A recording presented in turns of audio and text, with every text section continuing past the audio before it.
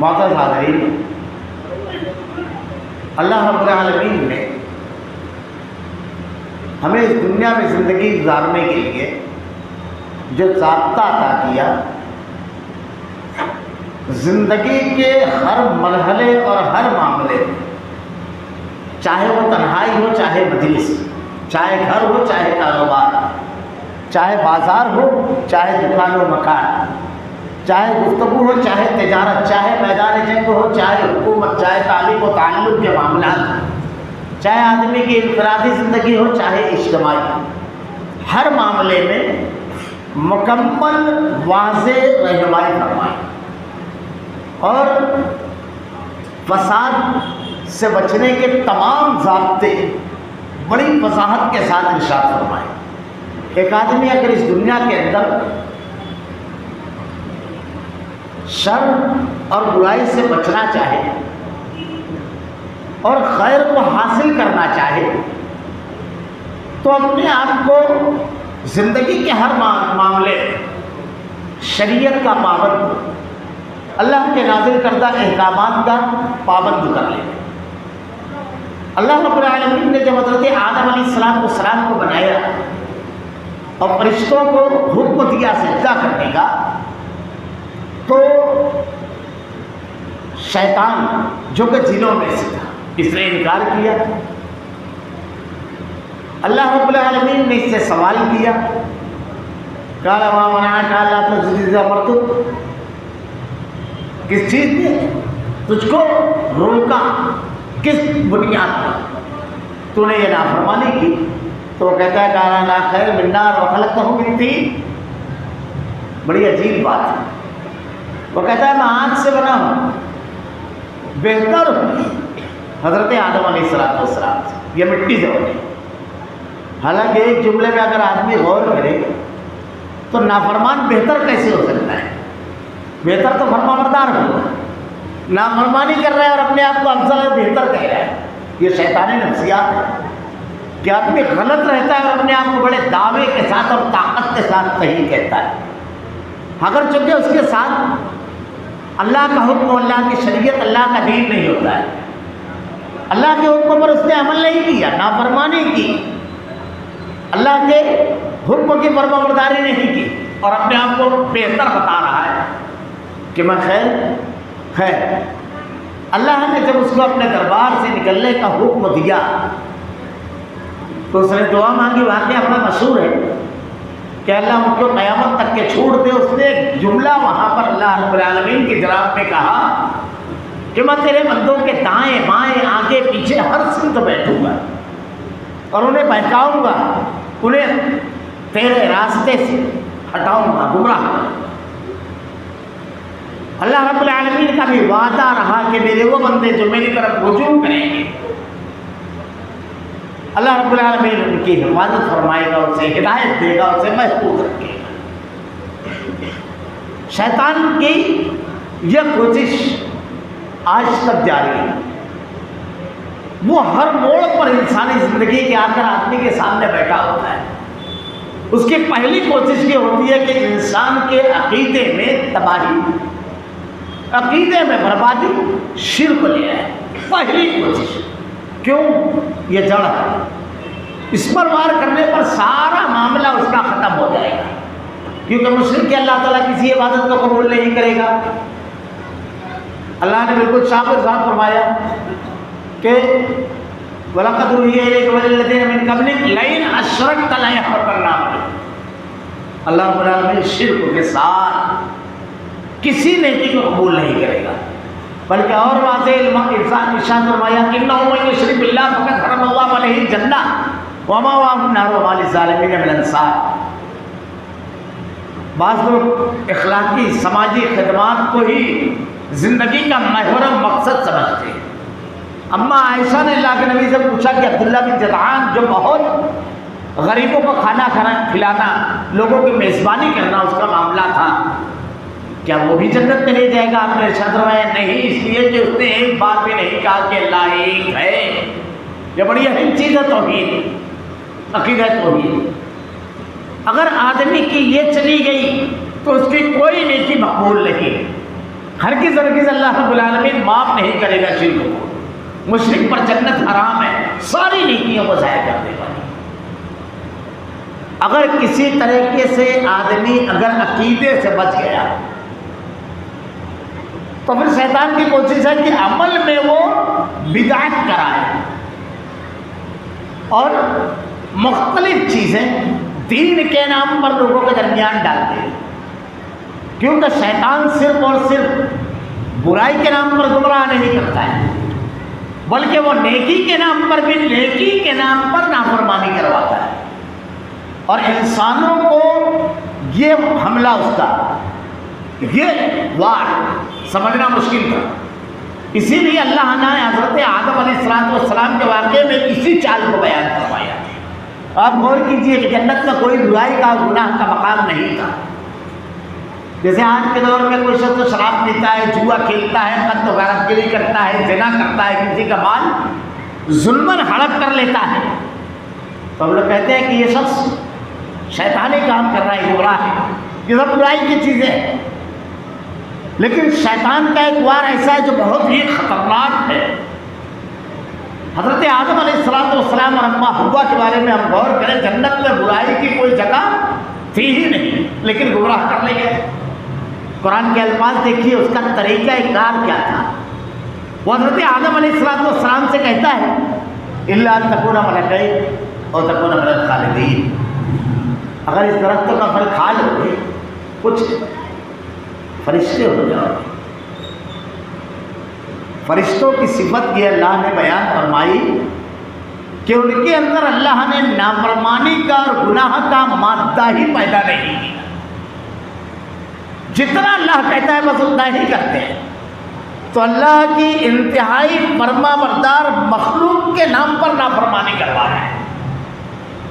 الا ان تکون ملکین، آپ فرشتے ہو جاؤ گے، نافرمانی فرما برداری کے نام پر. اور اس کے بعد کہتا ہے وَقَاسَمَهُمَا إِنِّي لَكُمَا لَمِنَ النَّاصِحِينَ، اور قسم کھائی میں تمہارا خیر آؤ، ہمیشہ ہمیش کے لیے جنت میں رہو گے، اور تکون من الخالدین، ہمیشہ کے لیے جنت کے نام پر جنت سے باہر نکلوایا، نیکی کے نام پر نافرمانی کروائی اور جنت کے نام پر جنت سے نکالا. یہ جو بدعت ہے، یہ جو گناہ ہے، سب سے خطرناک وار شیطان کا یہی. نیکی کے نام پر بدعت، گناہ، اور جنت کے نام پہ جنت سے محرومی. اللہ کے نبی نے کہا کل بدعۃ ضلالہ کل ضلالۃ فی النار. دین میں، دنیا کے معاملات میں نہیں، دین میں ہر چیز بدعت اور گمراہی ہے. میرا جو عنوان ہے صحابہ کرام، یہاں پر بھی آپ کو یہ پہلو ملے گا کہ کہیں عقیدت کے نام پر، کہیں سچائی اور بے باکی کے نام پر صحابہ کرام کی شان میں غلو، یہ تنقیص شیطان نے کروایا. اس کا نعرہ بڑا خوبصورت ہوتا ہے لیکن حقیقت سے بڑا دور ہوتا ہے، اور وہ اسی نعرے کی بنیاد پر گمراہ کرتا ہے. تو اس نے وعدہ کیا اللہ سے ہر سمت میں ڈوبا.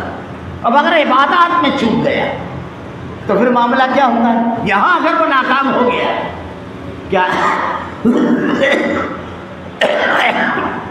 آدمی شرک بھی نہیں کر رہا ہے، بدعت بھی نہیں کر رہا ہے، تو شیطان خاموش نہیں بیٹھتا ہے بلکہ ہر راستے پر بیٹھا ہے. اب وہ معاملات پر آتا ہے، اب وہ روزگار پر آتا ہے، آدمی کو حرام حلال میں لگا دیتا ہے. گفتگو کرتا ہے تو جھوٹ، غیبت، چغلی اس میں لگا دیتا ہے. رشتے کٹواتا ہے، ہر راستے پر بیٹھا ہوتا ہے. ہم روزانہ کم از کم 17 فرض رکعتیں پڑھتے ہیں. سنن نوافل اس کے علاوہ ہے 12 سنن نوافل. پھر آدمی جتنی چاہے بھی تو پڑھے، ایک یا پھر اتنی نمازیں ایک آدمی ضرور پڑھتا ہے. اور ان نمازوں میں ایک دعا سورہ فاتحہ پڑھتے ہیں. سورہ فاتحہ میں دعا مانگتے ہیں اہدنا الصراط المستقیم، اے اللہ میں سیدھے راستے پر چلا. صراط الذین انعمت علیہم، اس راستے پر جس پر تیرے انعام یافتہ بندے چلے. یعنی ہدایت کے ساتھ منہج سلف بھی ہم مانگتے ہیں، صرف ہدایت نہیں مانگتا ہے، یہ دونوں چیزیں ایک ساتھ. یہ اہدنا کیا ہے؟ ہدایت. ہدایت یہ ہے کہ ہماری زندگی کا ہر معاملہ اللہ کی نازل کردہ شریعت کے مطابق، اللہ کے نبی صلی اللہ علیہ وسلم کے بتائے ہوئے ضابطے کے مطابق۔ اگر ایک آدمی عقیدے میں شرک سے پاک ہے، عبادات میں بدعت سے پاک ہے اور اس کا پابند ہے، لیکن اگر تجارت میں وہ حرام خوری کر رہا ہے تو گمراہ ہے۔ اللہ تعالیٰ نے قرآن میں بہت کم الفاظ میں یہ بات کہی، بہت پیارے انداز میں، یا ایھا الذین آمنوا، اے ایمان والو، ادخلوا فی السلم کافہ، پورے اسلام میں داخل ہو جاؤ۔ ایسا نہیں ہونا چاہیے کہ ہماری زندگی کا کچھ معاملہ اللہ کی نازل کردہ شریعت اسلام کے مطابق ہو اور بعض معاملہ ہماری انا، ہماری خواہشات اور ہمارے اپنے ضابطوں کے مطابق ہو۔ ہر معاملہ اللہ کی نازل کردہ شریعت کے مطابق ہے۔ مجھ کو جو عنوان دیا گیا صحابہ کرام کی عظمت صحابہ، اگر اس پر صرف قرآنی آیات تلاوت کی جائے اور اس کے صرف ترجمے پڑھ دیے جائے تو ایک لمبا طویل خطاب ناکافی ہوگا۔ کئی خطابات کی ضرورت ہے۔ صرف اللہ نے قرآن کریم میں اللہ کے نبی پر ایمان لانے والے صحابہ کرام کے بارے میں جو بشارتیں، جو مقامات ان کے بیان فرمائے، اور اللہ رب العالمین نے ان کی جن خوبیوں کا تذکرہ ازلی کتاب قرآن کریم نے اللہ نے کی۔ اللہ رب العالمین نے صحابہ کرام کو سیمپل اور نمونہ قرار دیا اسلام کا۔ اللہ ارشاد فرماتا ہے فَإِنْ آمَنُوا بِمِثْلِ مَا آمَنْتُمْ بِهِ فَقَدِ اهْتَدَوْا، ایسا ایمان جیسے صحابہ کرام نے لایا، ایسا ایمان لاؤ۔ اللہ رب العالمین نے دنیا میں ان کے جنتی ہونے کی بشارت دی۔ اللہ رب العالمین نے ان کے حق پر ہونے کی گواہی دی اپنی کتاب میں۔ والذین آمنوا وہاجروا وجاہدوا فی سبیل اللہ والذین آووا ونصروا اولئک هم المؤمنون حقا، اور ارشاد فرمایا لہم مغفرۃ ورزق کریم۔ اللہ رب العالمین نے ان کی مغفرت کا وعدہ کیا۔ اللہ رب العالمین نے ارشاد فرمایا رضی اللہ عنہم ورضوا عنہ، اللہ ان سے راضی، وہ اللہ سے راضی۔ اللہ رب العالمین نے ارشاد فرمایا اشداء علی الکفار رحماء بینہم، ان کی صفت کہ وہ کافروں کے لیے شدید اور آپس میں انتہائی رحم دل۔ اللہ تعالیٰ نے صحابہ کرام کے بارے میں جو کچھ بیان فرمایا، اللہ کے نبی صلی اللہ علیہ وسلم نے جو ان کی فضیلتیں احادیث میں بیان فرمائی، یہ سب الگ الگ عناوین ہیں۔ میں صرف چند جملے اس پر بول کر کے آگے بڑھ جاؤں کہ اللہ تعالیٰ نے، اللہ کے نبی صلی اللہ علیہ وسلم نے احادیث میں جو بیان فرمایا، میرے اصحاب کے بعد کے لوگ اگر احد پہاڑ کے برابر سونا خرچ کر دے اور کھجور اگر انہوں نے اللہ کے راستے میں دی ہوگی تو ان کے برابر نہیں ہو سکتی۔ اس لیے اس وقت تو انہوں نے اسلام کے لیے قربانی دی جب ایمان قبول کرنے اور اسلام کے اعلان کا مطلب یہ تھا اپنا سب کچھ داؤ پر لگا دینا۔ اور سب کچھ کا مطلب یہ کیا؟ کاروبار، گھر، تجارت، وطن، حتیٰ کہ رشتوں تک کو قربان کر دینا، خونی رشتے تک کے اپنے نہ رہے، اسلام قبول کرنے کا مطلب۔ اور اس کے بعد ساری چیزوں کی محرومی کے بعد، یہ صحابہ کرام ہیں، ساری چیزوں کی محرومی کے بعد اگر قربانیاں ہم صحابہ کرام کی تاریخ میں دیکھیں تو زندگی کے جس میدان میں جیسی قربانی کی ضرورت اسلام کے لیے پڑی، اللہ کے دین کے لیے ہر قسم کی قربانی بلا جھجک مسکراتے ہوئے اپنی زندگی کو قربان کر دینا اسلام کے اوپر زندگی کی سب سے بڑی سعادت اور کامیابی۔ کہ زخموں سے چور ہے میدان جنگ میں، 70 سے زائد زخم ہے، صحابی آ کر کے پوچھتے ہیں کہ کوئی بات اپنے اہل خانہ کے لیے کہتے ہیں اللہ کے رسول سے ایک بات کہنا چاہیے. اللہ کے نبی صلی اللہ علیہ وسلم کو خبر دی جاتی ہے. اللہ کے نبی صلی اللہ علیہ وسلم میدان جنگ میں تشریف لاتے ہیں. کیسی قربانیاں اللہ کے دین کے لیے صحابہ کرام نے دی. میں صرف اشارے کروں گا ورنہ پوری تاریخ 23 سالہ اللہ کے نبی کی دور کی اور اس کے بعد کی یہ ممکن نہیں ہے بیان کرنا کہ صحابہ کرام کیا تھے. عظمت و فضیلت کا یہ مقام کس بنیاد پر انہیں ملا؟ اللہ رب العالمین نے انہیں کس بنیاد پر نمونہ اور اسوہ قرار دیا؟ یہ زخمی ہے، زخموں سے چور ہے. اللہ کے نبی صلی اللہ علیہ وسلم کو خبر دی جاتی ہے آپ تشریف لاتے ہیں. آپ جب تشریف لاتے ہیں تو کچھ دور پر کھڑے ہو کر کے پوچھتے ہیں. وہ اپنے بدن کی پوری توانائی جمع کر کے اپنے جسم کو گھسیٹتے ہوئے اللہ کے نبی صلی اللہ علیہ وسلم کے قریب کرتے ہیں. سر جب قدموں کے قریب جاتا ہے تو پوری آنکھ کھلتی ہے اور ایک جملہ ارشاد فرماتے ہیں فزت برب الکعبہ، کعبہ کے رب کی قسم میں کامیاب ہو گیا. یعنی یہی سب سے بڑی سعادت اور کامیابی تھی کہ آپ کے قدموں میں جان دے. عبداللہ بن جحش رضی اللہ تعالیٰ عنہ اسلام کے لیے کیسی قربانی، کیسی. ہمارے یہاں صحابہ کرام کی فضائل جب بیان کیے جاتے ہیں تو ایک طبقہ ہے جو رافضی آئیڈیالوجی کے تحت گفتگو کرتا ہے. صرف ایک خاص تناظر میں فضائل بیان کرنا یا صرف اہل بیت کے فضائل بیان کرنا. اہل بیت کے فضائل سے، اہل بیت کے مناقب سے قطعی یہ نہیں کہ آدمی کو انکار ہے، لیکن صرف وہ بیان کرنا اور دیگر تمام صحابہ کرام کے فضائل و مناقب کو نظر انداز کر دینا یہ رافضیت کی پروردہ ذہنیت ہے. صحابہ کرام کی فضیلتیں میں انشاءاللہ العزیز وقت رہا تو بیان کروں گا. ابھی صرف اشارتاً قربانیاں یہ عبداللہ بن جحش رضی اللہ تعالیٰ عنہ غزوہ احد سے ایک روز پہلے اپنے ایک ساتھی سے کہتے ہیں آؤ ہم دونوں مل کر کے دعا کریں. جب تم دعا کرنا تو میں آمین کہوں گا، جب میں دعا کروں گا تو تم آمین کہنا. ان کے ساتھی دعا کرتے ہیں کہ رب العالمین کل جب میدان کارزار گرم ہو تو مجھے ہمت دے، شجاعت دے، دشمنوں کے نرگے کے درمیان میں گھس جاؤں، ان کو تہے دیکھ کروں ان کی صفوں کو، اور اللہ غلبہ دے، فتح دے رب العالمین. اس کے بعد عبداللہ بن جحش کہتے ہیں کہ اب میں دعا مانگوں گا تم آمین کہنا. عبداللہ بن جحش رضی اللہ تعالیٰ عنہ دعا مانگنا شروع کرتے ہیں اللہ کل جب میدان کارزار گرم ہو تو رب العالمین اخلاص دے، جرأت دے، شجاعت دے، ہمت دے رب العالمین. میں دشمنوں کی صف کے درمیان گھس جاؤں، ان کی صفوں کو الٹ پلٹ دوں رب العالمین، اور اس کے بعد ایک سخت دشمن سے میرا سابقہ ہو رب العالمین. اللہ وہ پوری دیانتداری سے میرے اوپر حملہ کرے، میں پوری دیانتداری سے اس کے اوپر وار کروں اور پھر اس کے بعد اس کو میرے اوپر غالب کر دے رب العالمین. وہ میرا قتل کرے، اس کے بعد میری ناک کاٹے، میرا کان کاٹے، میرے جسم کے ایک ایک عضو کو کاٹے، میری لاش کا مصلح کرے رب العالمین.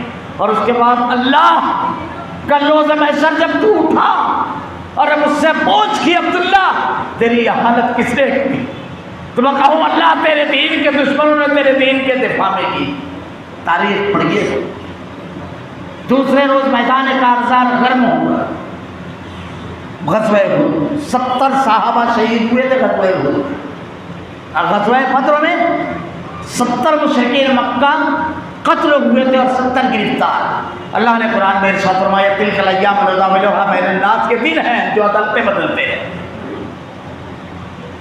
دوسرے روز وہ صحابی جنہوں نے عبداللہ بن جحش کے ساتھ دعا مانگی تھی، عبداللہ بن جحش کو تلاش کرتے ہوئے میدان جنگ اس مقام پر پہنچے جہاں عبداللہ کا لاشا بکھرا ہوا زمین پر پڑا. وہ لاش دیکھ کر کے رونے لگے.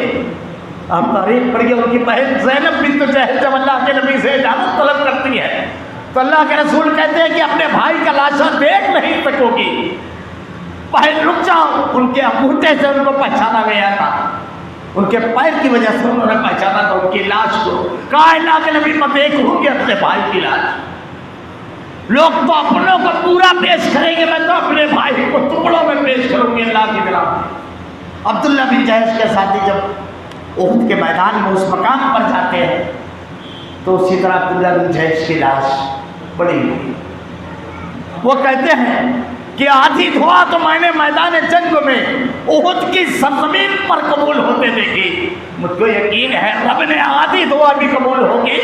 کلوں سے محشر عبداللہ یہی کہتے ہوئے اٹھیں گے، اللہ تیرے دشمنوں نے میرا یہ حال کیا تیرے دین کے لیے، مجھ کو یقین ہے اللہ نے آدھی دعا بھی قبول کی ہوگی۔ اللہ کے نبی صلی اللہ علیہ وسلم اور دین کے لیے صحابہ کرام کی قربانیاں، کیوں اللہ نے کہا رضی اللہ عنہم ورضوا عنہ۔ حضرت عبداللہ سے بچادین، میں اشارے سے کروں گا، عبداللہ سے بچادین رضی اللہ تعالیٰ، یہ انہوں نے ہجرت کی، یہ یتیم تھے، ان کے جب انہوں نے اسلام قبول کرنے کا اعلان کیا، ان کے چچا نے ان کی پرورش کی، عبداللہ سے بچادین کی۔ یہ اپنے چچا کے سامنے جب یہ کہتے ہیں تو ان کا چچا کہتے ہیں کہ جانتے ہو اس کا انجام، سب کچھ چھین لوں گا، ہر چیز سے محروم کر دوں گا۔ عبداللہ سے بچادین کہتے ہیں جانتا ہوں، جانتا ہوں۔ اس کے بعد کہتا ہے ان کا چچا، یہ جو بدن کے کپڑے ہیں یہ بھی اتار لوں گا، یہ بھی میرا ہے۔ اور تاریخ پر یہ اس نے پورے کپڑے جوان عبداللہ ذو البجادین کے اتار لیے صرف اسلام کے۔ آپ اپنی شرمگاہ پر ہاتھ رکھ کر اپنی والدہ کے پاس جاتے ہیں، ذرا تصور کیجیے اسلام کے لیے۔ والدہ جب اس حال میں دیکھتی ہے تو کہتی ہے بیٹا، کہا چچا نے کپڑے بھی اتارے اسلام کے لیے، دین کے لیے، ایک چھوٹا سا کپڑا مستعار دیجیے، اسی کو لپیٹ کر اسی حالت میں پیدل چلتے ہوئے مدینہ پہنچتے ہیں۔ یہ عبداللہ سے بچاتا ہے، رات کا وقت ہے، قرآن پڑھ رہے ہیں، جب کوئی سو رہا ہو تو قرآن بلند آواز میں پڑھنا منع ہے تاکہ اس کی نیند نہ خراب ہو۔ کوئی صحابی ان کو روکتے ہیں کہ رک جاؤ عبداللہ، بلند آواز میں نہ تلاوت۔ اللہ کے نبی حجرہ مبارک سے باہر تشریف لاتے ہیں اور ارشاد فرماتے ہیں کہ عبداللہ کو نہ روکو، اس کے تو بدن کے کپڑے بھی اتار لیے گئے۔ تبوک سے واپسی پر آپ کی موت ہوئی۔ ابو بکر عمر رضی اللہ تعالیٰ عنہ کا ارشاد ہے کہ رات کے وقت جب آپ کو دفن کیا گیا تو آپ کا لاشا کائنات کے امام محمد رسول اللہ صلی اللہ علیہ وسلم نے اتارا، اور آپ کی زبان اقدس سے جب یہ جملے ادا ہوئے، جب آپ نے آسمان کی طرف سر اٹھایا اور کہا اللہ میں عبداللہ سے راضی ہوا، اللہ تو بھی عبداللہ سے راضی ہو جا رب العالمین۔ حضرت عمر رضی اللہ عنہ ابو بکر صدیق کہتے ہیں کہ کاش ہم نے یہ سوچا کہ ہمارا لاشا ہوتا عبداللہ کی جگہ۔ اسلام کے لیے قربانیاں، دین کے لیے قربانی، میں ہلکے سے اشارے سے کو پیش کر رہا ہوں۔ مقام صحابہ کیسی قربانیاں دی، حضرت سمیہ، زنیہ، نہدیہ، ام اویس، یہ لونڈیاں تھی، کیسی اذیت دی جاتی اور کیسے چٹان کی طرح اسلام پر ڈٹی ہوئی تھی۔ حضرت ام سلمہ، ذرا دیر میں شوہر الگ بیٹا الگ، 500 سے زیادہ 550 کلومیٹر کا سفر مکہ سے مدینہ، تنہا اس شیرخوار بچے کو گود میں دبا کر کے اکیلی اسلام کے لیے چلی، تنہا صرف اسلام کے لیے سب کچھ قربان کر دیا۔ میدان جنگ میں صحابہ کرام کی فضیلت، ہمارے یہاں تمام صحابہ کی جو فضیلتیں ہیں الگ الگ، زبان سے عام نہیں ہے، یہ سب سے زیادہ ضروری چیز ہے۔ میں آخر میں اس موڑ پر بھی آؤں گا جہاں تنقید لوگ خود کرتے ہیں، جو نہ صحابہ کی سیرت پڑھتے ہیں، نہ صحابہ کی قربانیوں کو جانتے ہیں، اور نہ منہج رسول کو جانتے ہیں کہ اللہ کے رسول صلی اللہ علیہ وسلم کا دیا ہوا منہج کیا ہے۔ حق گوئی اور بے باکی کا لبادہ اوڑھ کر تنقید، یہ اللہ کے نبی صلی اللہ علیہ وسلم کا دیا ہوا منہج اور آپ کی تربیت اور آپ کا دین ہے۔ کیا قربانیاں ہیں؟ صرف اشارے۔ حضرت سعد ابن ابی وقاص رضی اللہ تعالیٰ اس زمین کی پیٹھ پر کسی اور کے لیے یہ جملہ اللہ کے نبی نے نہیں ارشاد فرمایا. اس زمین کی پیٹھ پر غزوہ احد میں جب اللہ کے نبی صلی اللہ علیہ وسلم کو مشرکین مکہ نے گھیر لیا اور صورتحال ایسی تھی کہ صرف آپ کے نزدیک 10 صحابہ رہے، 8 انصار اور 2 مہاجر، حضرت طلحہ اور حضرت سعد. سارے انصار شہید ہو گئے. سعد ابن ابی وقاص رضی اللہ تعالیٰ عنہ نے ایسا اتفاق کیا اللہ کے نبی کا، اپنے ہار میں لیا اللہ کے رسول. اس وقت اللہ کے نبی صلی اللہ علیہ وسلم نے کہا سارے تیر بکھیر. اللہ کے نبی صلی اللہ علیہ وسلم نے حضرت سعد کے بارے میں ارشاد فرمایا میرے بابا تم پر قربان، تم پر قربان. یہ احساس، یہ فضیلت اس زمین کے پیٹ پر کسی کو نہیں حاصل. ہمارے یہاں صرف ایک دو چیزیں بیان کی جاتی ہیں. حضرت طلحہ ہاتھ شل ہو گیا، ان کا انگلی جب کٹی اسی غزوے میں، غزوہ احد میں، تو حضرت طلحہ کے منہ سے سی کی آواز نکلی. اللہ کے رسول نے کہا اگر تم یا اللہ کہتے تو فرشتے اچک لیتے. آپ نے ارشاد فرمایا زمین پر زندہ چلتا پھرتا کوئی شہید دیکھنا چاہتے ہو تو یہ طلحہ ہے. یہ حضرت سعد ابن ابی وقاص رضی اللہ تعالیٰ، ان کے بھائی تھے عتبہ بن ابی وقاص، جنہوں نے اللہ کے نبی صلی اللہ علیہ وسلم کے دندان مبارک پر حملہ کیا اور تلوار چلائی آپ پر، پتھر جو چلایا اللہ کے نبی صلی اللہ علیہ وسلم نے. حضرت سعد ابن ابی وقاص رضی اللہ تعالیٰ عنہ، یہ تھی اسلام کے لیے قربانی، یہ تھی دین کے لیے غیرت و حمیت.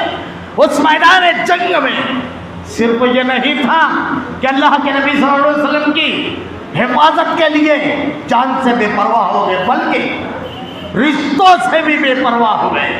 تیزی کے ساتھ اپنے بھائی عتبہ بن ابی وقاص کی طرف لپکے، کہتے اللہ کی قسم چاہتا تھا کہ اپنے ہاتھ سے ماروں جس نے میرے نبی کے جسم اطہر پر حملہ کیا. مگر حضرت حاتم ابن ابی بلتہ رضی اللہ تعالیٰ، یہ حضرت سعد ابن ابی وقاص رضی اللہ تعالیٰ عنہ سے آگے بڑھ گئے اور انہوں نے گردن ماری.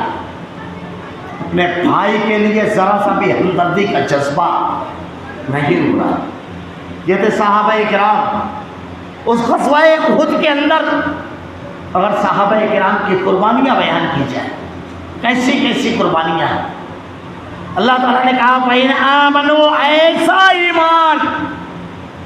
اللہ نے صحابہ کی ایک صفت بیان کی، میں اکثر کہتا ہوں رحماء بینہم، وہ آپس میں رحم دل. کیسے رحم دل؟ دنیا مثال نہیں پیش کر سکتی. تاریخ انسانی عاجز ہے ایسے کردار پیش کرنے سے جو صحابہ کرام نے پیش کیے. عقل انسانی حیرت زدہ ہے. وہ بھی ہماری طرح انسان تھے، ان کے بھی رشتہ و پیوند تھے، ان کے بھی تعلقات تھے اور ان کی بھی خواہشیں تھیں، لیکن سب کچھ اسلام کے لیے لگا دیا. یہ حضرت حذیفہ بن یمان رضی اللہ تعالیٰ غزوہ احد کا واقعہ. میدان جنگ میں جب یہ خبر اڑی کہ اللہ کے نبی صلی اللہ علیہ وسلم شہید کر دیے گئے، ابن قیمہ نے مصعب بن عمیر رضی اللہ تعالیٰ عنہ کو شہید کیا.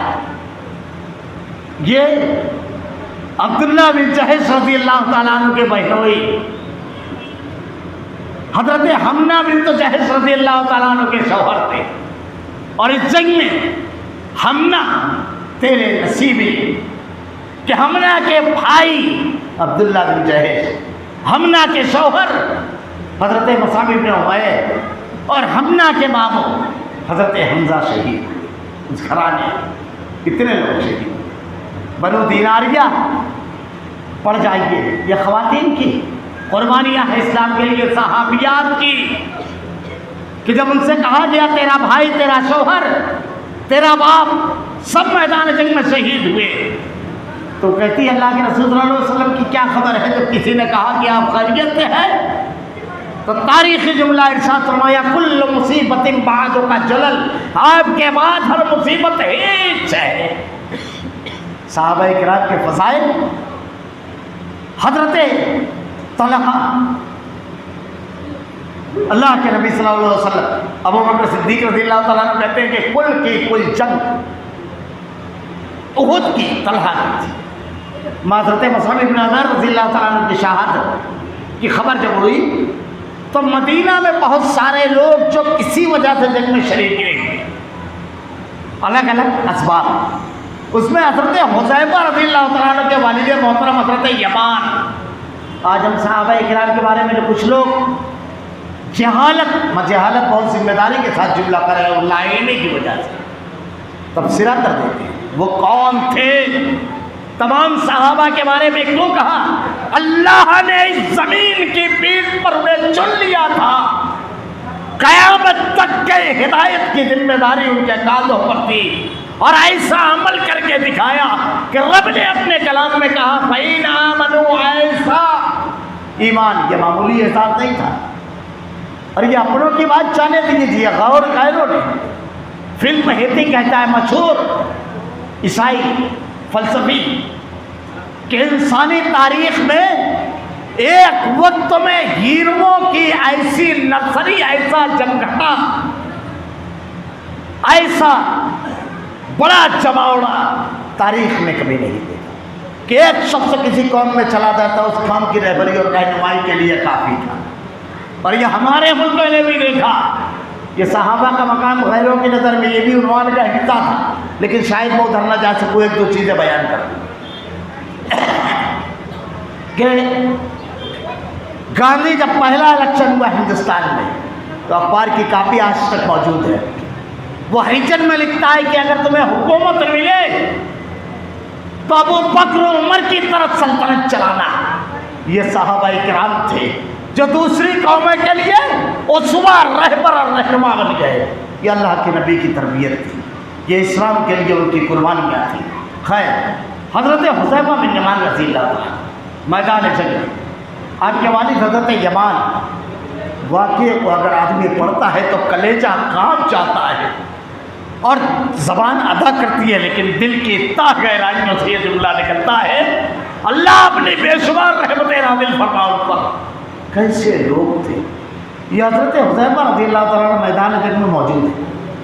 حضرت یمان مدینہ سے اللہ کے نبی کی شہادت کی خبر چھوٹ کر کے احد کے میدان میں پہنچے۔ واقعہ تو ایک ساتھ ہوا، شیطان نے ایک شور مچایا کہ لوگوں پیچھے کی طرف پلٹو۔ اس وقت وردیاں نہیں ہوتی، نتیجہ یہ ہوا کہ تلواریں آپس میں چل گئی صحابہ، اور حضرت یمان رضی اللہ تعالیٰ عنہ کا میدان جنگ میں داخل ہونا، حضرت یمان کو میدان جنگ میں داخل ہوتے حضرت حذیفہ رضی اللہ تعالیٰ عنہ نے دیکھ لیا۔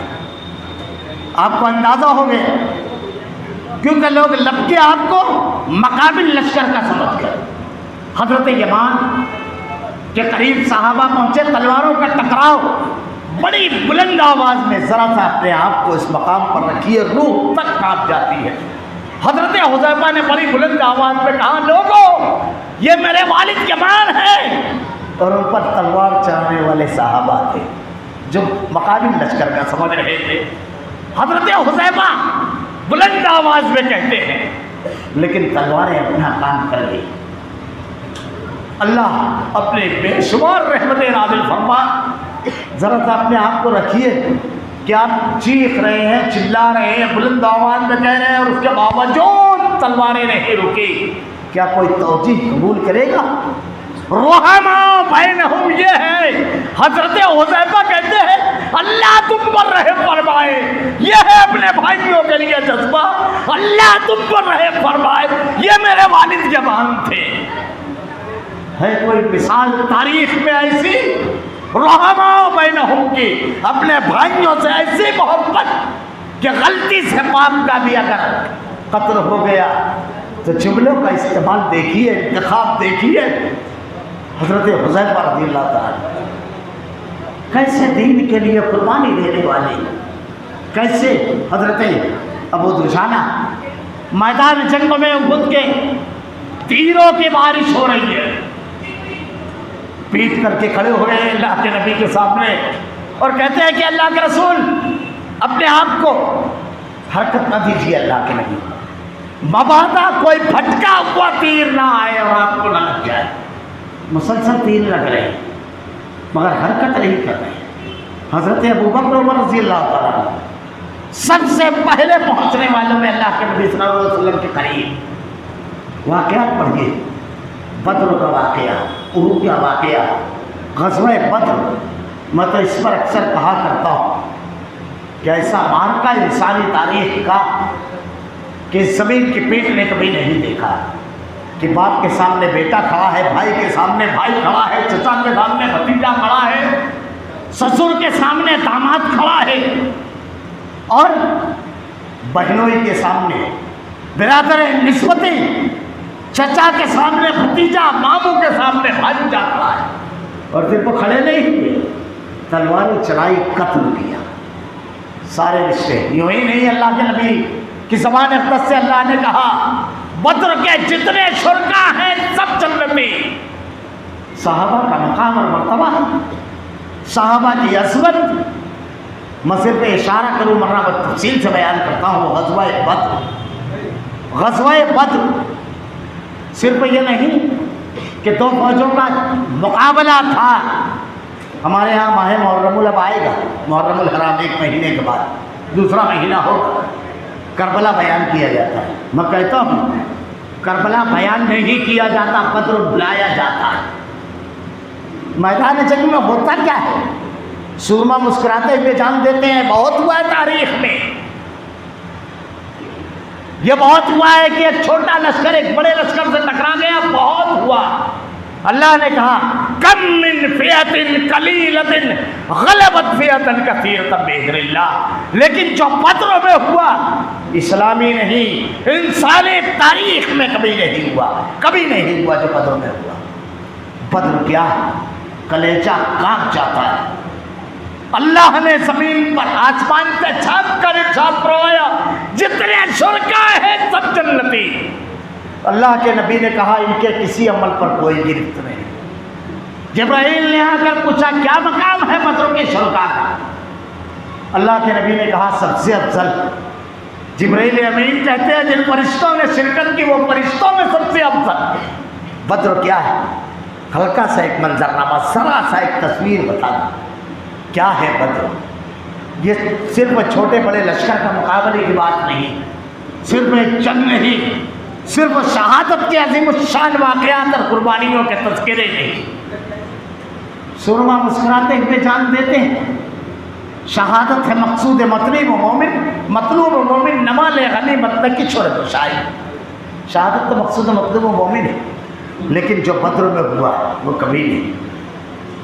محل کا سا اشارہ کر کے آگے بڑھ جاؤ کہ میدان بدر پر نظر ڈالیے، کیسا معاملہ ہے کہ اس طرف کھڑے حضرت حذیفہ، سامنے کھڑا ہے آپ کا باپ عتبہ، سامنے کھڑا ہے آپ کا چچا شیبہ، سامنے کھڑا ہے آپ کا بھائی ولید، اس طرف کھڑے ہیں صدیق اکبر، سامنے کھڑا ہے آپ کا بیٹا، اس طرف کھڑے ہیں حضرت عمر، سامنے کھڑا ہے آپ کا ماموں عمرو بن حشام، اس طرف کھڑے ہیں ابو عبیدہ بن جراح، سامنے کھڑا ہے آپ کا بھائی، آپ کا باپ، اس طرف کھڑے ہیں حضرت مصعب بن عمیر، سامنے کھڑے ہیں آپ کے دو بھائی عمیر ابن حمیر، عزیر ابن حمیر، اس طرف کھڑے ہیں اللہ کے نبی، سامنے کھڑے ہیں آپ کے داماد حضرت عاص، اس طرف کھڑے حضرت علی، سامنے کھڑے آپ کے بھائی عقیل حارث، اس طرف کھڑے حمزہ، سامنے کھڑا ہے آپ کا بھائی۔ آپ ذرا سا میدان بدر کو تو دیکھیے، خون کے مقابل خون کھڑا ہے۔ اور صرف یہ نہیں تھا، ہوا کیا؟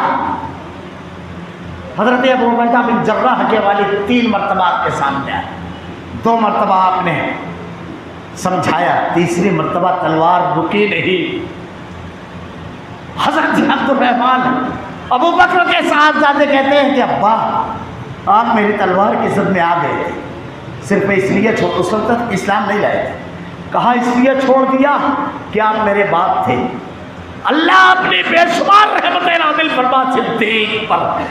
حضرت ابوبکر صدیق رضی اللہ تعالیٰ نے کہتے ہیں اللہ کی قسم اگر تو میری تلوار کی زد میں آتا تو ہاتھوں میں جنبش نہیں ہوتی۔ یہ حضرت عمر رضی اللہ تعالیٰ عنہ اپنے امام حسین کو، عمرو بن شام کو، اور یہ ذرا سا تاریخ، یہ ہے بدر۔ معرکہ ختم ہونے کے بعد حضرت عمر رضی اللہ تعالیٰ عنہ کہتے ہیں کہ اللہ کے نبی، میرا رشتہ دار مجھ کو دیجیے، ابو بکر کا رشتہ دار اس کو دیجیے، علی کا رشتہ دار اور عثمان کا رشتہ دار اس کو، تاکہ دنیا دیکھ لے میں ہمارا رشتہ صرف اور صرف اسلام کے ساتھ ہے۔ ہر کوئی اپنے رشتہ داروں کو مارے گا۔ پڑھیے تاریخ، صحابہ کرام صرف ایک پہلو میدان جنگ میں، غزوہ احد میں حضرت عبد الرحمن بن عوف رضی اللہ تعالیٰ عنہ 20 سے زائد زخم آئے۔ آپ کے پیروں میں اتنا زخم آیا، اس کے بعد زندگی پر برابر نہیں چل سکے۔ تاریخ اٹھا کر دیکھیے، لنگڑا کر چلتی پوری زندگی نہیں چل سکے۔ کیسے میدان جنگ میں قربانیاں دی ہیں، یہی ہے بدر۔ 2 بچے عبد الرحمن بن عوف رضی اللہ تعالیٰ عنہ سے کہتے ہیں ابو جہل کھائیں۔ کہا کیوں؟ کہا سنا ہے اللہ کے نبی کو بڑا ستاتا ہے۔ آپ نے بتا دیا، لمبا واقعہ، میں صرف آخری جملے کے لیے پیش کر رہا ہوں۔ معاذ اور معوذ دو صحابی، معاذ بن عفرہ، انہی کے بھائی تھے عوف بن عفرہ، جنہوں نے اللہ کے نبی سے کہا تھا کہ اللہ کے رسول، اللہ بندے کی کس بات پر مسکراتا ہے؟ یہی بدر میں۔ تو کہتے ہیں کہ جب اپنے پر سے ساری چیزیں ہٹا کر کے میدان جنگ میں ڈبو دے ہوئے دشمن نے، کرتا تک اتار دیا، اس کے بعد جا کر ہمیں شہادت نوش کی، یہی عوف بن عفرہ رضی اللہ تعالیٰ۔ تو حضرت معاذ یہ کہتے ہیں کہ جب میں نے ابو جہل کے نام ہاتھ پر پیر پر تلوار چلائی تو ان کے لڑکے اکرمہ رضی اللہ تعالیٰ اور بعد میں ایمان لے آئے تھے، انہوں نے تلوار چلائی، میرا ہاتھ کٹ گیا۔ ابھی تک ہم نے سنا کہ قبائل کے مقابل کھڑے ہیں، خاندان کے مقابل کھڑے ہیں، باپ بیٹے کے مقابل، بیٹا باپ کے، بھائی بھائی کے۔ اب سنیے، یہ بھی دیکھا بدر میں۔ یہ کہتے ہیں کہ جب اس نے تلوار چلائی تو میرا ہاتھ کٹ گیا، صرف چمڑی تھی جو لگی ہوئی تھی، اور اسی طرح میں ایک ہاتھ سے تلوار چلا کر جنگ لڑ رہا تھا۔ تلوار کا نیچے کا کاوا جب کاٹتا تو یہ جھولتا ہوا ہاتھ آ کر ٹکرا گیا، کیونکہ یہ کٹا ہوا تھا۔ وہ کہتے ہیں 2-3 مرتبہ تو ہوا، لیکن اس کے بعد جب میں نے دیکھا کہ یہ ہاتھ اللہ کے راستے میں تلوار چلانے میں حائل ہے تو زمین پر اس ہاتھ کو رکھا اور پیر رکھ کر جھٹکے سے کھڑا ہو گیا، اپنے جسم سے الگ کر دیا۔ وہ ہاتھ جو اللہ کے راستے میں رکاوٹ بن رہا تھا، اسے بھی اپنے جسم سے لگا ہوا رکھنا گوارا نہیں کیا۔ عظمت صحابہ، میں نے صرف میدان جنگ کے چند مناظر پیش کیے، چند مناظر، ورنہ ہجرت، مال کی قربانیاں، نیکیوں کا جذبہ، اشارے میں بیان کرتا چلے۔ کیسے تھے وہ نیکیاں کرنے والے، نیکیوں پر کیسے حریص تھے۔ یہ تو جان کی قربانی، مال کی قربانی کیسے دی، کیسے مالوں کو قربانی کیا۔ اٹھائیے تاریخ، غزوہ تبوک کا موقع۔ اللہ کے نبی صلی اللہ علیہ وسلم صحابہ کرام سے کہتے ہیں کہ اللہ کے راستے میں مال کی ضرورت ہے، بہت تیزی سے گزروں گا۔ یہ وہ موقع تھا جب فصلیں پک چکی تھی، قحط کا زمانہ گزارا تھا، بڑی شدید ضرورت تھی مال کی، اور سواریاں نہیں تھیں۔ لوگ آ کر اللہ کے رسول سے کہتے کہ اللہ کے رسول ہمیں سواری عطا کیجیے تاکہ اس غزوے میں شرکت کر سکیں۔ اللہ کے نبی صلی اللہ علیہ وسلم معذرت کرتے مال کی کمی۔ جب اللہ کے نبی نے صحابہ سے کہا کہ اللہ کے دین کے مال اور اس کے بدلے جنت، پر یہ تاریخ حضرت عثمان ذوالنورین 6.25 کلو سونا، 29.5 کلو چاندی، 200 اونٹ، 200 گھوڑے، 800 اونٹ۔ اللہ کے نبی کو کہتے ہیں کہ اللہ کے نبی یہ 100 گھوڑے، اللہ کے رسول یہ 100، چہرہ انور کو کھلا دیکھا، کہا اللہ کے نبی یہ 100 گھوڑے، یہ 200 اونٹ، یہ 100 اونٹ، یہ 500 اونٹ۔ اللہ کے نبی کا چہرہ کھلتا جا رہا ہے۔ جنت عثمان تیرے لیے جنت، اللہ کے نبی یہ دینار۔ جب سونے کی اشرفیاں بکھیری اللہ کے نبی کی جناب میں، آپ ہاتھ پھیر رہے ہو، کہتے ہو عثمان تیرے لیے جنت، ایک مقام پر کھڑے ہو کر 6 مرتبہ جنتی ہونے کی بشارت دی، ایک مقام پر۔ عثمان آج کے بعد سے تیرے کسی عمل پر کوئی گرفت نہیں اٹھائیں گے۔ یہ حضرت وہ صدیق رضی اللہ تعالیٰ عنہ، اللہ کے نبی نے کہا مال چاہیے، ہمیشہ سے دولت مند تھے، ہمیشہ سے، مکہ میں بھی اور مدینہ میں بھی۔ اللہ کے نبی صلی اللہ علیہ وسلم پر ایمان لانے والے کئی غلاموں کو آزاد کر گیا تھا، خرید کر پورا مال اٹھا کر لے آئے، گھر کا سارا سرمایہ کہ اللہ کے راستے میں دینا ہے۔ یہاں کاؤنٹنگ نہیں، جذبے کی بات ہے، 100% دیا۔ اللہ کے نبی نے پوچھا گھر کو چھوڑ کر آئے ہو؟ کہا ہاں، گھر خالی نہیں چھوڑا، اللہ پر توکل، اور اے نبی تیری تعلیمات چھوڑ کر آیا ہوں، گھر خالی نہیں ہے۔ یہ حضرت عمر رضی اللہ تعالیٰ آدھا مال حضرت عبدالرحمن بن عوف 29.5 کلو چاندی انہوں نے بھی دی۔ حضرت عاصم بن عدی 13,000 کلو کھجوریں، ڈھیر نظر آ رہا تھا۔ حضرت عباس جب مال لے کر آ رہے ہیں تو بوجھ ان کو عاجز کیے ہوئے تھا، بڑے بلند بالا قد کے تھے، بڑے زبردست، ڈگمگا کر چل رہے تھے۔ صحابہ کرام مال لا رہے ہیں، اللہ کے نبی کا چہرہ انور کھل رہا ہے۔ یہ اپنی زندگی کا اعزاز نیکیاں کرنا، نیکی جب کرتے تھے تو حقیقی خوشی اور تلذذ حاصل ہوتا تھا۔ وہ زندگی کا مقصد انہوں نے بنایا تھا۔ اللہ نے قرآن میں کیا کہا ہے؟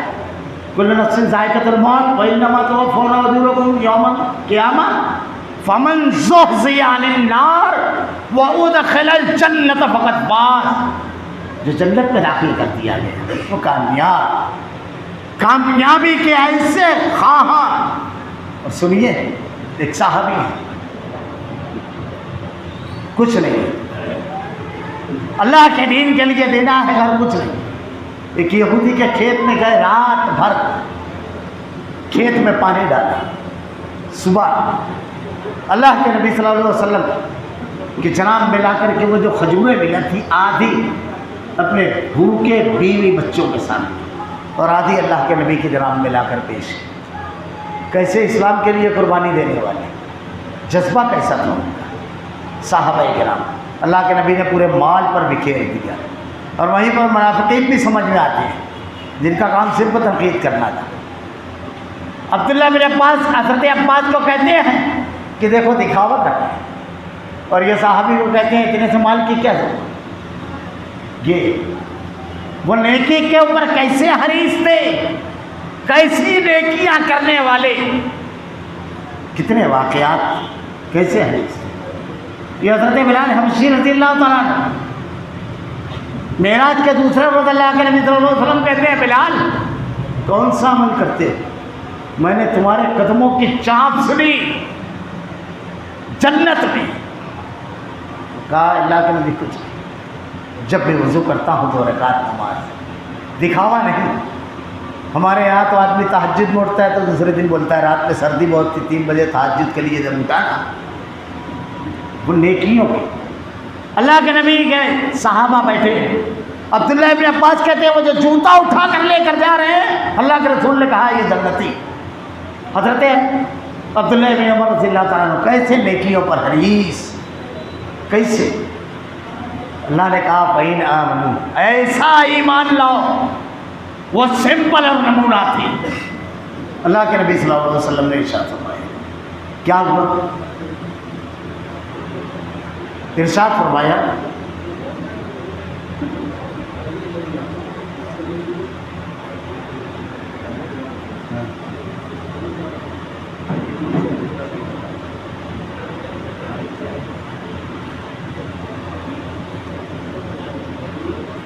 ہاں، ارشاد فرمایا عبداللہ بن عمر رضی اللہ تعالیٰ عنہ نے سنا، آپ کے پاس گئے، کہا میرے والد سے ذرا تھا کچھ بات ہوگی، آپ آج رات گزارنے دیں گے؟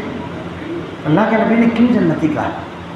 رات بھر جاگتے رہے، عشاء کی نماز پڑھی، جو اذکار تھے وہ کیے، سو گئے، فجر سے کچھ پہلے اٹھے، وضو کرایا، سنت پڑھی، مسجد تشریف لے گئے، اور پھر دن کے کاموں میں مصروف۔ دوسرے روز پھر کہا، کوئی نئی چیز نظر نہیں آئی۔ تیسرے روز بھی کہا۔ 3 روز میں جب کوئی نئی چیز نظر نہیں آئی تو آپ نے ارشاد فرمایا کہ کوئی معاملہ نہیں تھا، میں نے اللہ کے نبی کی زبان اقدس سے تمہارے بارے میں یہ بشارت سنی ہے، میں وہ عمل دیکھنا چاہتا تھا، کیا کرتے ہو؟ کہا کوئی نئی چیز نہیں، بچہ آپ نے دیکھا یہی میرا معمول ہے۔ کہا نہیں، کوئی چیز تو ہوگی۔ آپ نے ارشاد فرمایا ایک بات ہے، یہ بظاہر بیان کرنے میں بڑا آسان ہے لیکن کلیجہ کانپ جاتا ہے۔ ایسی کوئی رات کہ ہمارے بستر پر ہمارے جسم نے گزاری، کسی اور سے نہیں، یہ سوال ہم اپنے آپ سے کریں، کوئی ایک شخص، وہ صحابی رسول، اللہ نے کہا فَإِنْ آمَنُوا، ایسا کیا کہتے ہیں؟ وہ کہتے ہیں میں سونے سے پہلے سچے دل سے سب کو معاف کر دیتا ہوں، کسی ایک شخص کے بارے میں ذرا سا بھی میرے دل میں کوئی بات نہیں رہتی ہے۔ اللہ اکبر! ذرا سوچئے کہ کوئی رات ہم ایسی گزار سکیں، اتنا آسان ہے۔ صحابہ کرام نیکیوں پر حریص، کیسے نیکیاں کرنے والے، اللہ رب العالمین کے دین کے اوپر کیسے فدا ہونے والے۔ اب حضرت ابو عبیدہ بن جراح رضی اللہ تعالیٰ الگ الگ فضائل بیان کیے اللہ کے نبی صلی اللہ علیہ وسلم نے۔ محبت صحابہ یہ ہے کہ صرف 2 صحابہ 4 صحابہ کی فضیلتیں بیان کی جائے، یہ رافضیت ہے، یہ تنگ و نظری ہے، یہ تاریخ سے ناآشنائی ہے۔ حضرت ابو عبیدہ بن جراح رضی اللہ عنہ امین الامہ، حضرت زبیر بن عوام، اللہ کے نبی نے کہا ہر امت نبی کا ایک حواری ہے، یہ میرے حواری۔ حضرت خالد بن ولید، سیف اللہ، ابو بکر صدیق، اللہ کے نبی صلی اللہ علیہ وسلم سے سوال کرتے ہیں اللہ کے رسول کیا کوئی ایسا بھی شخص ہے جو جنت کے 8 دروازے جس کو پکاریں گے؟ اس روایت کو میں بیان کرتا ہوں، اس سے پہلے ایک چیز سن لیجیے کہ اللہ کے نبی کی مجلس بیٹھی ہوئی ہے، اللہ کے نبی نے کہا کون ہے تم میں جس نے آج غلام آزاد کیا؟ صدیق نے کہا میں۔ کون ہے جس نے جنازے میں شرکت کی؟ ابو بکر صدیق رضی اللہ تعالیٰ عنہ نے کہا میں۔ کس نے مریض کی تیمارداری کی؟ کہا میں۔ کون ہے جو روزے سے ہے؟ سوالات ہو رہے ہیں، جواب صدیق اکبر۔ اللہ کے نبی صلی اللہ علیہ وسلم سے پوچھا حضرت ابو بکر صدیق رضی اللہ تعالیٰ عنہ نے یہ روایت ذہن میں رکھی ہے کہ اللہ کے نبی کیا کوئی ایسا بھی شخص ہوگا جس کو جنت کے 8 دروازے پکاریں گے، ہر دروازے سے پکارا جائے گا؟ اللہ کے نبی نے ارشاد فرمایا مجھ کو امید ہے صدیق وہ تم ہوں گے، مجھ کو امید ہے۔ حضرت عائشہ سے کہا، اماں عائشہ سے، کہ ساروں کے قرض کو اتار دیا، ساروں کے احسان کو، تیرے بابا کے احسان کو نہیں اتار سکا، جو اس نے اسلام کے اوپر دین کے لیے جو کی ہے، قربانیاں کی ہے، اس کو بدلہ نہیں دے سکا۔ عائشہ سے ارشاد فرمایا۔ صحابہ کرام کیسا مزاج تھا۔ آج کچھ لوگ غلو اور تنقیص، حضرت علی رضی اللہ تعالیٰ عنہ کا نام لیتے ہیں۔ اب میں 2 جملے میں کہوں، وقت تو نہیں ہے، تقریر آ چکے ہیں۔ ہمارے جماعت اہل حدیث کے عظیم خطیب الحمدللہ، اس لیے میں بہت اختصار کرتا ہوں۔ بعض لوگوں نے حضرت صحابہ کرام کی تنقیص اور رافضیت کا انداز اختیار کیا، بالکل رافضیت کا انداز۔ جب حضرت علی رضی اللہ تعالیٰ عنہ کا نام لیتے ہیں تو کبھی مولا علی کے بغیر نہیں۔ یہی جملہ تو حضرت اسامہ بن زید کے لیے اللہ کے نبی نے کہا تھا۔ میں نے ابھی بتایا کہ زمین کی پیٹھ پر کسی کے لیے وہ جملہ نہیں کہا جو ساتھ کے لیے اللہ کے نبی نے کہا۔ اب جب بھی زبیر کا نام لیتے ہو تو گواہی رسول کہتے ہو، ابو عبیدہ بن جراح کو امین الامہ۔ اگر حقیقت میں محبت صحابہ ہے تو فضائل سب کے بیان کیے جائیں گے، سب کے۔ الگ الگ فضیلتیں اللہ رب العالمین نے دی تھی، اور ہم آپس میں موازنہ نومن و بعض، ہم فرق نہیں کرتے ہیں لوگوں میں، تفریق نہیں، الگ مواقع الگ فضیلتیں. یہ حضرت سعد بن عبادہ، سعد بن معاذ کانپ جاتی ہے. آدمی جب اس کا مطالعہ کرتا ہے ذہن و دماغ کی چولیں ہل جاتی ہیں. آپ کی اسلام کے لیے قربانی دیکھیے. غزوہ بدر میں اللہ کے نبی جب اچانک لشکر سے سامنا ہوا، ابو بکر سے پوچھا، عمر سے پوچھا، سب کچھ قربان کرنے کا تیقن، یقین دہانی کی اظہار کیا. الگ الگ سوال کر رہے ہیں. پھر پوچھا. سعد کہتے ہیں اللہ کے نبی آپ کا روح مبارک ہماری طرف ہے. اے اللہ کے رسول ہم آپ پر ایمان لائے. اے اللہ کے نبی جو فیصلہ کرنا ہے آپ کیجیے.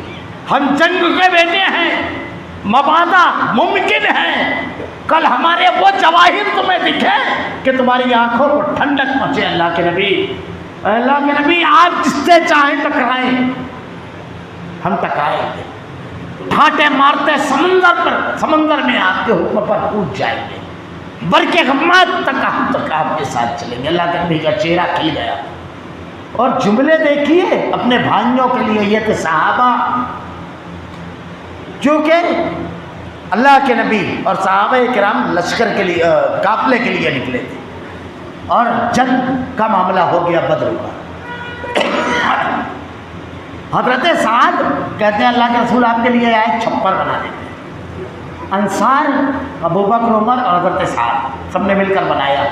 ایک تیز رفتار سواری کھڑی کر دی اور کہا اللہ کے رسول اگر جنگ میں کچھ خلاف توقع ہو تو فوراً اس سواری پر سوار ہو کر کے مدینہ پہنچ جائیں گے. واللہ ہمارے کوئی بھائی اگر دین کے کوئی کام میں ہم لوگ ہوتے ہیں اور وہ نہیں ہوتے ہیں تو سب سے بڑا مجرم اسی کو کہ بہت بولتا ہے لیکن کبھی نہیں رہتا ہے، کیونکہ ہم موجود ہیں. یہ صحابہ تھے. کیا تھے صحابہ؟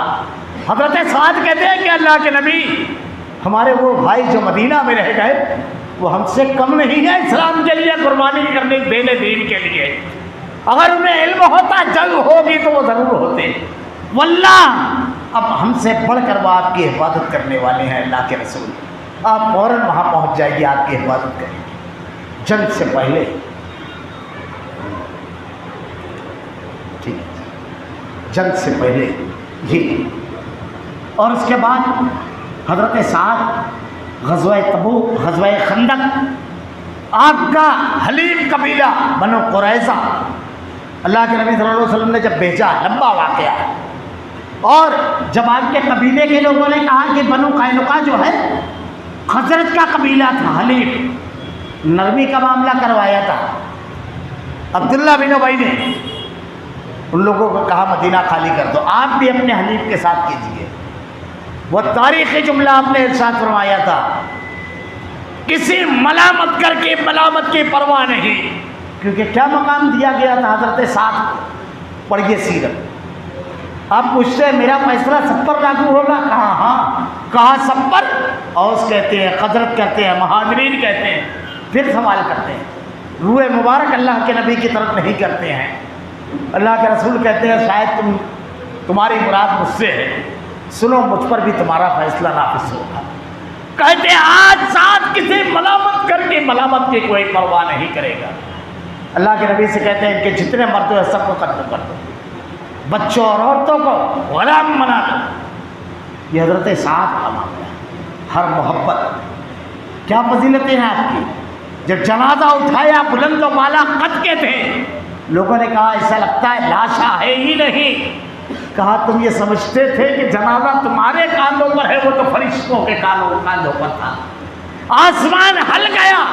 7 فضیلتیں ایسی بیان کی گئی ہے بالکل منفرد ہے حضرت سعد، بیان کی جائے اور آگے بڑھیے. بس وقت ختم ہو چکا ہے. بس 2-4 جملے میں اپنی بات سے مٹوں. منہج صحابہ، مقام صحابہ کی بات تھی. ہر صحابی کی اپنی ایک فضیلت اور عظمت ہے.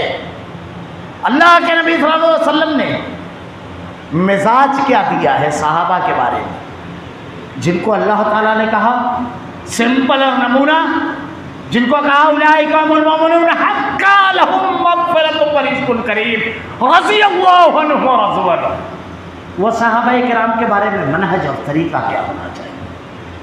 عام آدمی کے بھی بارے میں کہا، لیکن صحابہ کے بارے میں خصوصاً کوئی تنقیص نہیں، کوئی ایسی بات نہیں۔ اللہ کے نبی کی تربیت کی، اللہ کے نبی کی تعلیم کی ہے، منہج سلف کی ہے۔ میں اشارے کروں گا صرف، اللہ کے نبی صلی اللہ علیہ وسلم کے دور میں 2 واقعہ ہوا، حضرت ماعز اسلمی اور غامدیہ کا دونوں کا رجم کیا گیا۔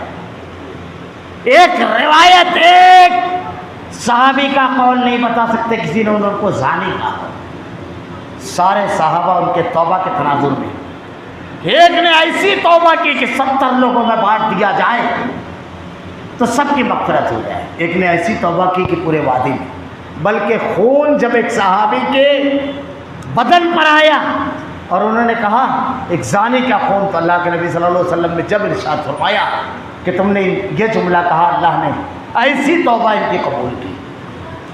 مثبت چیز پیش کرنا، یہ کیا ہے؟ حضرت حاتم بن ابی بلتہ رضی اللہ تعالیٰ عنہ، آج اس کے سمجھ میں نہیں آتا یہ انجینئر مرزا کہ کئی باتیں بالکل سمجھ کے باہر ہے۔ پہلی چیز تو یہ حضرت کہتے ہیں کہ میں وہ بیان کرتا ہوں جو علماء نہیں بیان کرتے۔ بڑا عجیب لگا مجھ کو پہلی مرتبہ جب یہ سنا کہ میں وہ بیان کرتا ہوں جو علماء نہیں بیان کرتے۔ ارے بھائی 1400 سال پہلے تجھ کو معلوم کیسے پڑا اگر علماء نے بیان نہیں کیا ہوتا؟ تجھ کو معلوم کیسے پڑا؟ لکھا ہے جب نہ معلوم پڑا؟ یہ کہاں سے لے کر آ گئے؟ عجیب بات۔ ارے علماء جانتے ہیں کہ کون سی چیز کہاں بیان کی جائے۔ شذوذ صحابہ کرام کے جو معاملات ہیں آپسی، عام پبلک میں بیان کرنا ہے یا نہیں؟ ایک ٹیچر جانتا ہے کہ نرسری کے بچے کے سامنے الیکٹران، نیوٹران، پروٹون، کسیسے شکلوں کا نظام، اصول کی چادر، نظام فلکی، یہ سب نہیں بیان، اس کے دماغی بھی نہیں آئے۔ اس کو تو کیا بولنا ہے، for A fall B for baby, C for cat. یہ علماء جانتے ہیں، تو نہیں جانتا اس لیے کہ عالم نہیں ہے کہ کن کے سامنے کیا بیان کرنا۔ عام آدمی کے سامنے صحابہ کرام کا وہ پہلو جو صحیح اور غلط کی بھی بحث آ گئی، جو صحیح بھی نہیں، اس میں کافی رافضیت کی آمیزش ہے، لیکن تربیت نبوی کیا ہے، صحابہ کا کون سا پہلو اٹھائیے۔ ایک شخص نے حاتم بن ابی بلتہ رضی اللہ تعالیٰ، کیسی غلطی؟ فتح مکہ سے پہلے آپ نے خط لکھا، واقعے کی تفصیل میں نہیں جانتا، لیکن کسی ایک نے آپ کو مخبر کہا، ویسا ایک واقعہ بتائیے، ایک صحابی۔ بلکہ مثبت چیزیں پیش کرنا، جس کو کہتے ہیں نا پازیٹو تھنکنگ۔ میں آخری بات کیا کرے، بات سمیٹ دوں گا، یہ تربیت رسول ہے، اور ایسے ہی معاشرہ خوبیوں کے عروج اور معراج پاتا ہے، خروج تک پہنچتا ہے، خوبیاں پروان چڑھتی ہے جب خیر کے تذکرے اور برائیوں پر خاموشی۔ یہ دیکھیے بڑا مشہور واقعہ، میں صرف اشارہ کروں گا، حضرت ام سلیم اور حضرت طلحہ کا۔ اللہ کے نبی کے پاس کچھ قبیلے کے لوگ آئے، آپ نے ارشاد فرمایا 2 لوگوں کو لوگ لے کر جائیں۔ حضرت طلحہ اپنے گھر گئے، ام سلیم سے پوچھا، کہا کھانا صرف 2 لوگوں کا ہے، آپ بھی بھوکے ہیں، میں بھی بھوکوں، بچے بھی۔ یہ تھی ہماری مائیں، طنز کرنے والی نہیں تھی، تانا دینے والی نہیں تھی کہ بچے بھوکے، آپ بھی میں بھی، اور اٹھا کر لے آئیں گے، نہ، یہ ہے مومنہ خاتون۔ ہم بہت جلدی تانا دیتے ہیں خواتین کو۔ کیا ہوا؟ خود دیا ایک ضابطہ، ایک طریقہ، کہا لے آؤ، تھوڑا لیٹ لانا، بچوں کو سلا دوں گی تسلی دے کر، کھانا کھانے ساتھ بیٹھنا، کھانا نہیں، صرف ہاتھ چلانا۔ طریقہ یہ ہونا چاہیے کہ ان کو لگے کہ میں کھا رہا ہوں، میں چراغ درست کرنے کے بہانے بجھا دوں گی تاکہ وہ دونوں مہمان پیٹ بھر کے کھا لیں۔ ویسا ہی ہوا، چراغ بجھا دیا گیا۔ حضرت طلحہ ہاتھ منہ تک لے جاتے رہے اور ساتھ میں بیٹھے مہمان کو خبر نہیں، کیسی نہیں کی، ہمیں کیسے معلوم؟ چراغ بجھا کر کی گئی یا نہیں کی؟ یہ ہے منہج سلف، یہ ہے اللہ کے نبی کی تربیت، یہ ہے صحابہ کا معاشرہ۔ اللہ کو اپنے بندے اور بندی کی یہ نیکی اتنی پسند آئی کہ اللہ کے نبی صلی اللہ علیہ وسلم کی طرف وحی فرمائی، اور تاریکی میں کی گئی چراغ بجھا کر یہ نیکی تاریخ کی روشنی میں آ گئی۔ مثبت چیزیں پیش کرنا، وقت نہیں ہے ورنہ بہت ساری چیزیں اور بھی تھی۔ اللہ رب العالمین سے دعا ہے کہ رب العالمین صحابہ کرام کے واقعات جو ایمان کے لیے، روح کے لیے جنا روشنی ہے، اللہ جن کی قربانیاں بے مثال ہے، اللہ جو تیرے انعام یافتہ گروہ ہے رب العالمین، اللہ ان کے نقش قدم پر چلنے کی توفیق دے، ان کا منہج اپنانے کی توفیق دے رب العالمین، اپنی نسلوں میں ان کے حقیقی اور سچے واقعات کو منتقل کرنے کی توفیق دے رب العالمین۔ اللہ ہمارا خاتمہ ایمان پر فرما۔ ربنا لا تزغ قلوبنا بعد إذ هديتنا وهب لنا من لدنك رحمة إنك أنت الوهاب بارك الله إنك أنت الوهاب وآخر دعوانا